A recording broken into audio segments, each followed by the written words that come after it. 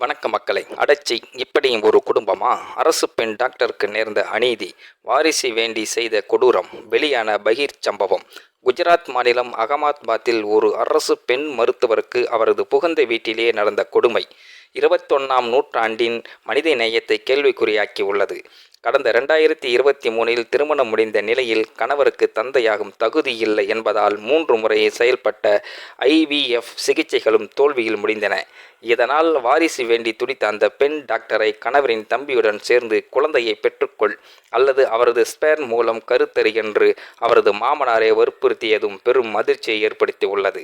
இந்த விவகாரத்தில் கொடுமையின் உச்சமாக காவல்துறையினர் அதிகாரியாக IPS பணியாற்றும் மாமனாரே தனது அதிகாரத்தை காட்டி எங்கு சென்றாலும் என்னை ஒன்றும் செய்ய முடியாது என அந்த பெண்ணை மிரட்டியுள்ளார்.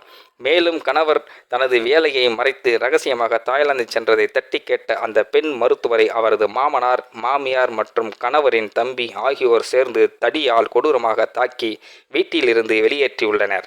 உயிருக்கு பயந்து அக்கம் பக்கத்தினர் உதவியுடன் தப்பி அந்த பெண் டாக்டர் தற்போது தனது கணவர் குடும்பத்தினர் மீது காவல் நிலையத்தில் புகார் அளித்துள்ளார்.